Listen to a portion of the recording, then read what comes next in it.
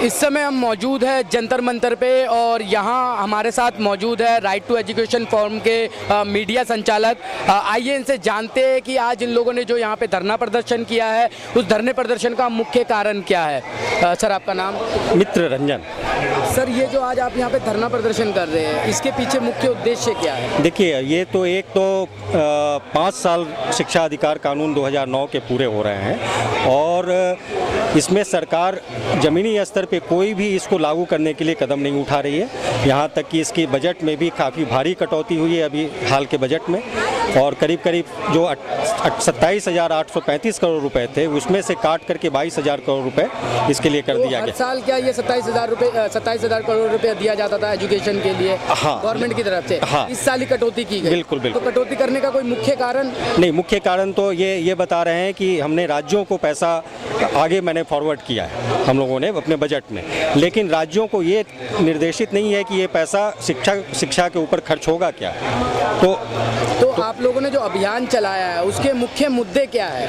उसके एक तो ये है कि जो हम लोग 6% शिक्षा पे खर्च करने का मांग कर रहे हैं, जो सकल घरेलू उत्पाद है जीडीपी है उसका।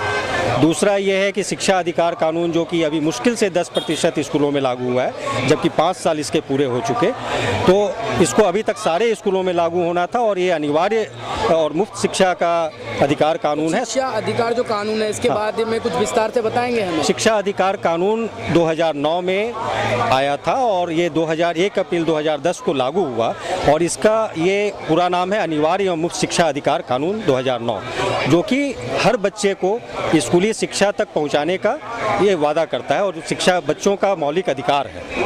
लेकिन सरकार ने अभी तक जो कुछ भी किया है उससे मुश्किल से 10% स्कूल में ही आरटीई के प्रोविजंस लागू हो पाए। तो ये जो शिक्षा का प्रावधान है या जो शिक्षा बच्चों को मुफ्त में मुहैया कराई जानी चाहिए, जो ये इनका अधिकार है, ये सिर्फ क्या गवर्नमेंट स्कूल तक लागू होता है या प्राइवेट स्कूलों में भी इसका कुछ प्रावधान है? नहीं, ये गवर्नमेंट स्कूल्स में लागू होता है पूरी तरह से, और जो प्राइवेट स्कूल्स में उसमें 25% आरक्षण है जो वंचित वर्ग हैं या जो डिप्राइव्ड सेक्शन हैं, जो हमारे दलित और माइनॉरिटीज़ हैं उनके लिए। मुख्य रूप से जो आपकी शिकायत है वो सरकारी स्कूल को लेके या प्राइवेट स्कूलों को? नहीं, सरकार हमारी 2 मांगे हैं। सरकारी स्कूलों में पूरी तरह से लागू किया जाए और जो प्राइवेट स्कूल्स हैं उनमें भी आरटीई के प्रोविज़न को ले करके उनको रेगुलेट किया जाए, उनको एक नियम में बांधा जाए, क्योंकि शिक्षा कोई खरीद फरोख्त का साधन नहीं है और उसमें प्राइवेटाइजेशन जो हो रहा है, जो निजीकरण की शक्तियाँ हैं उसमें मुनाफा कमा रही हैं। तो जो आपने बताया कि स्कूलों के स्तर पर इसको लागू करना चाहिए 2009 के एक्ट को, तो इसके अंदर क्या क्या चीज़ें, क्या क्या मुद्दे हैं जिनको आप लागू करवाना चाहते हैं? पहली बात जमीनी स्तर पे नहीं आए। पहली बात तो ये कि जितने भी स्कूल हैं उनमें इसके आरटीई के तमाम प्रोविजंस जो हैं वो लागू किए जाएं। शिक्षकों की भर्ती की जाए। अभी भी हमारा देश करीब 12 लाख शिक्षकों की कमी है। करीब 5.5 लाख शिक्षक जो हैं वो ट्रेनिंग पाने से वंचित हैं, जिनको कि गुणवत्तापूर्ण शिक्षा के लिए वो जरूरी है। बजट में हम 6% की मांग कर रहे हैं जीडीपी की। एक तो ये है। उसके अलावा स्कूली शिक्षा में किसी भी तरह के भेदभाव करने के हम लोग सख्त खिलाफ हैं, क्योंकि शिक्षा हर बच्चे का मौलिक अधिकार है।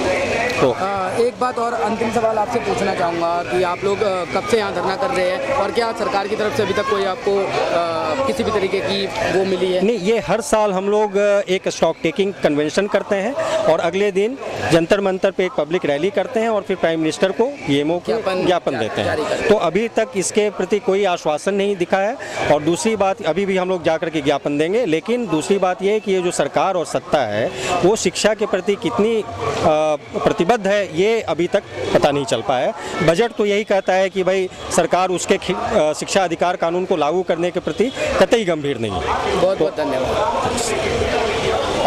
हमारे साथ अभी थे राइट टू एजुकेशन फोरम के मीडिया प्रभारी, और जिस तरह आपने देखा जो शिक्षा अधिकार का जो एक्ट है 2009 का एक्ट, उस एक्ट को लेकर ये फोरम पिछले 3-4 सालों से यहाँ लगातार रूप से रैली करती आई है और प्रधानमंत्री को उसका ज्ञापन देने आती है।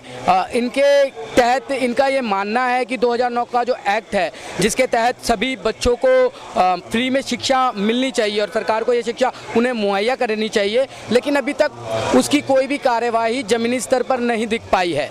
मैं तीर्थंकर सरकार, कैमरामैन ऋषि के साथ